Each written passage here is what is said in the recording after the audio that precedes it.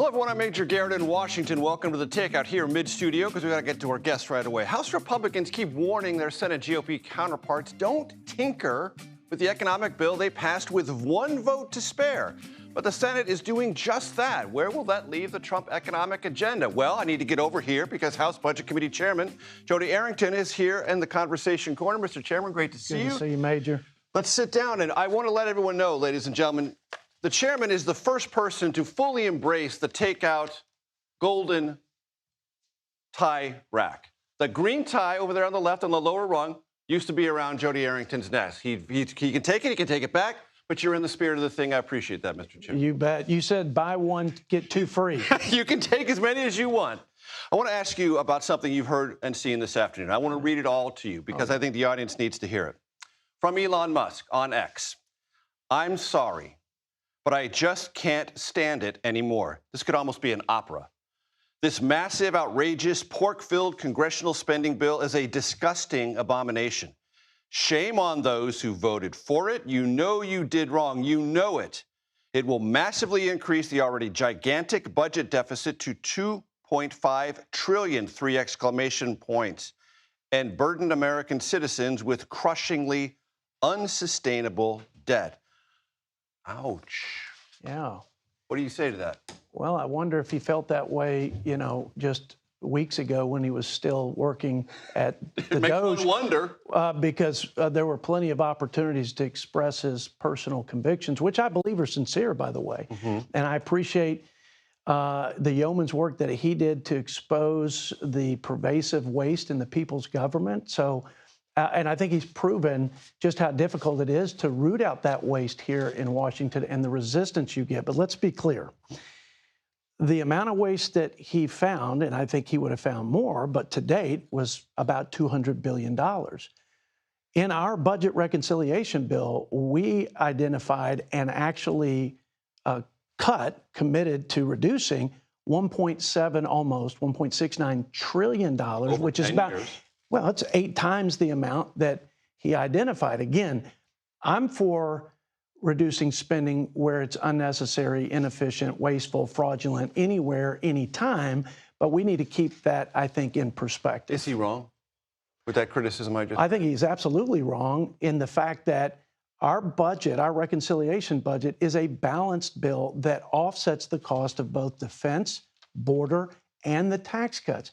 And here's the mistake that he's making that I think a lot of people in Washington make, whether it's intentional or not. They're not including the growth that would occur if you have pro-growth policies. Good tax policy, energy policy, work incentives, deregulation. We're not basing our growth assumption, which is very conservative, on CBO scores or right or left outside groups. We're saying under President Biden, if you controlled for COVID, the annual average growth rate was 2.7. Right. Under Trump, it was 2.8. The historical average over 50 is 3. Right. We said we believe we will grow at least 2.6% annual average over the budget window. That would bring in about $2.5 trillion. And then the $1.69 trillion on top of that offsets and then begins to bend the curve on reducing deficit and the best metric of all for our nation's fiscal health, debt to GDP, it brings it down by 10 percentage points. That's why I think he's wrong about it. Does this post on X from Elon Musk change the political dynamic in the Republican House Conference or the Senate Republican Conference? I think it will. Move any votes? I think it will. I mean, he's in what direction? Does it imperil the bill? I think it's, well, I think it could give a false sense of being able to cut more spending and find more healthcare welfare reforms beyond the 1.7. There's still meat on the bone, Major, even for just rooting out waste and improper payments and non-benefit efficiencies in, for example, Medicaid.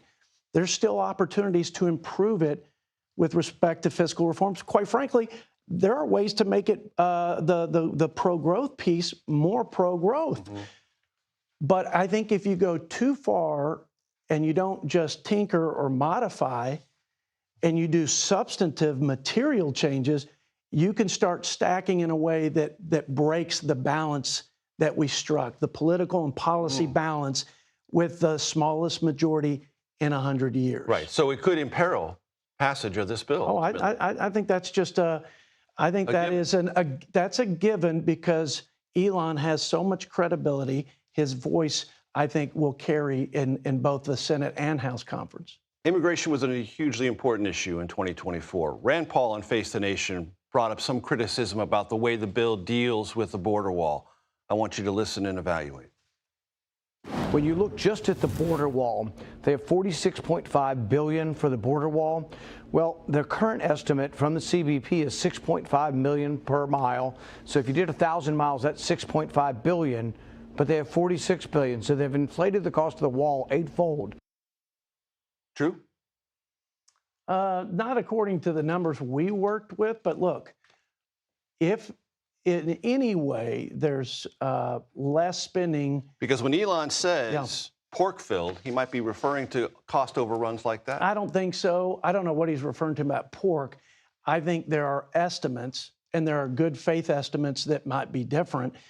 But if we can agree that it would require less for securing the border, whether that's physical barriers, technology, more boots on the ground. I mean, there's a whole list of things that are needed to provide the necessary security, keep Americans safer, and enforce the laws with respect to detention and deportation. Oh, yeah, for sure. No, listen, that we will be working closely with the Senate, and if that's the case, let's bring that number down. Rand Paul again, because he seems to be attracting a fair amount of attention just now. It was on CNBC this morning, and he talked about raising the debt ceiling, which is in the legislation. Listen.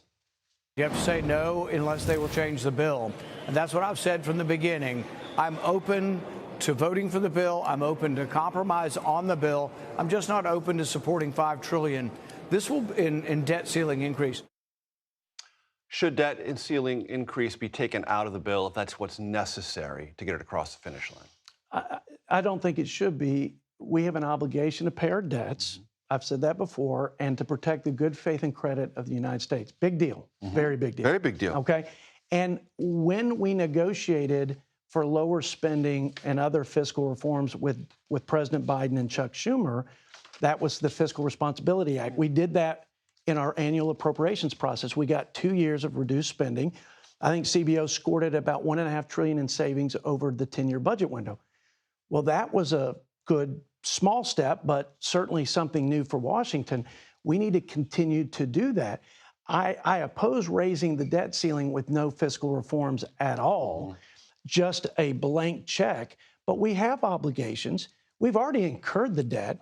And as long as we do this, raise the debt ceiling alongside of spending constraints and fiscal reforms, hey, that we more than accomplish that in the budget reconciliation bill, and in far greater measure than we did in the Fiscal Responsibility Act with President Biden. Of course, that was a bipartisan process. Sure. Before I let you go, on tariffs, we've had this conversation before. The president has yet to put together any deal besides the United Kingdom. Everyone's supposed to get their offer in by tomorrow. People keep pointing out the potential of inflation. The Federal Reserve keeps holding back on rate cuts because of that. How nervous are you, politically or economically, about tariffs and inflation in the next 6 to 8, 10 months? I think when we pass the supply side, I just got back from the Reagan Economic Forum, so I'm using big words like supply side. I think once we reduce the tax and regulatory burden, you're going to open up the supply side vis-a-vis demand. And that imbalance that created inflation and a cost of living crisis will settle down. I think you start bringing inflation down. We're already seeing that on core inflation ticking down. So I'm not as concerned. I'm more concerned about what happens if we don't reset with the rest of the world and level the playing field for our manufacturers and farmers like I represent in West Texas. This has persisted for decades under Republican and Democrat leadership. I liken it to the budget deficit, which is going to take tremendous political courage. But if we don't deal with it sooner rather than later, I think it upends the economy. I think it weakens our country's security. And I think it jeopardizes my kids' future. So I think the president, You're all in. I'm all in to support him. We need the reset. And by the way, the first term, if passed as prologue, he was able to reset with 5 of our biggest trading partners, which represented 50% of our export markets, and our activity in terms of trade went up 25%, and it helped with all the other measures of success economically, including job creation and Mr. wages. Chairman, yes or no, will the Trump economic bill be on his desk by July 4th? I believe it will. Thank you. Please come back. Look Thank forward you. to it. And Good thanks to be for with you. leaving your necktie. I appreciate that. Congressman Jodey Arrington. Mr. Chairman, it's been a pleasure. Thank you, Major.